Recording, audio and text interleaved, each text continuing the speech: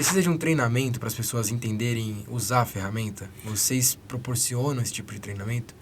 Porque, assim, eu imagino que a partir do momento em que a empresa investe em grafos, ela precisa de pessoas que saibam operar ou então ler aquele idioma, entre aspas, né? Serem fluentes naquele idioma. Como que isso é feito? Nós temos treinamento. A rampa de aprendizado ela é bem fácil, porque o grande desafio é a mudança de mentalidade, né?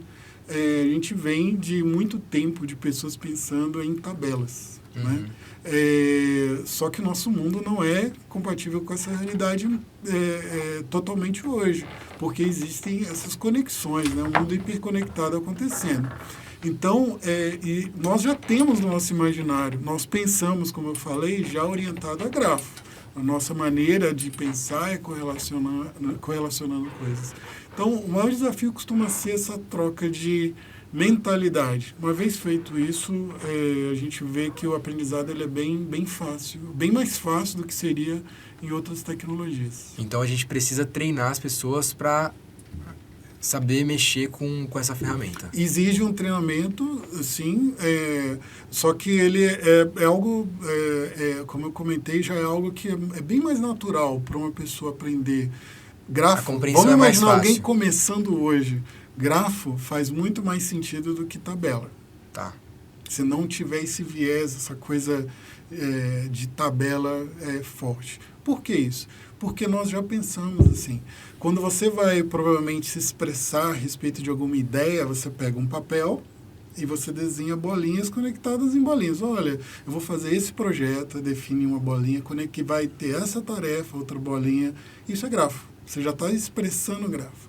Então, todos já têm, grande parte das pessoas já tem isso dentro de si, na maneira de expressar, e todos já têm na maneira de pensar, né? Qual o projeto mais, assim, curioso que você jamais esperou que ia receber isso como um desafio e deu para incluir o grafo? Olha, eu diria que um dos projetos assim que foi mais curiosos para mim foi na ideia de migração de data centers, onde eu tinha que muitas vezes lidar...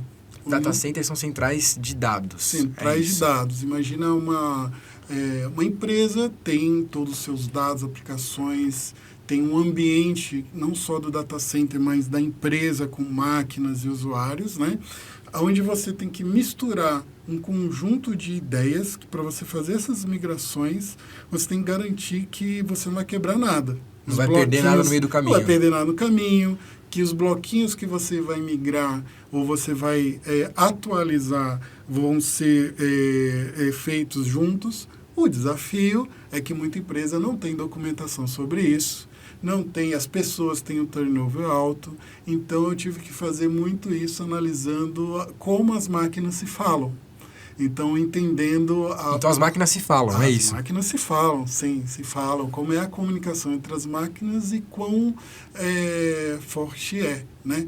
Então, nisso eu consegui criar esses bloquinhos e fazer a migração de um jeito que garantisse sucesso. E que eu, enquanto a pessoa que abre o meu notebook, coloca o meu login, eu não percebo que você fez nada disso. Exato. Seu trabalho é invisível nesse sentido. Exatamente. Tem que ser invisível, eu não posso perceber. Se você perceber, algo errado aconteceu. Entendi. Então, a ideia foi como a escala do que eu estava fazendo, não era uma forma tão usual ali para fazer com grafos, de se pensar. Eu lembro a primeira vez que eu mostrei, isso já faz alguns anos aí, o primeiro feedback que eu escutei foi, nossa, você está fazendo um mapa astral aqui, com essas bolinhas conectadas com bolinhas, né? O mapa astral da tecnologia, isso? Eu falei, olha, não é bem isso. Tá. Mas é ok, né? É um início de compreensão a respeito do que está sendo feito.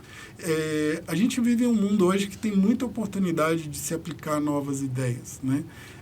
Acho que o maior desafio é o ponto da educação em si, e para evitar fazer até a mesma coisa que sempre se teve, incorrer nos mesmos problemas. A educação no sentido de educação tecnológica ou educação básica, assim?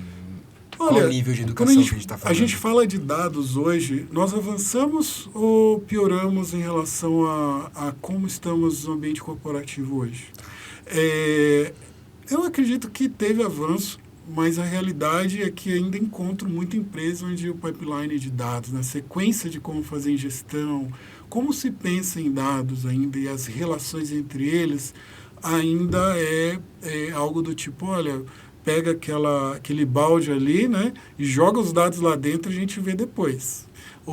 E esse ver depois significa que o dado ele não tem um significado, uma curadoria pronta.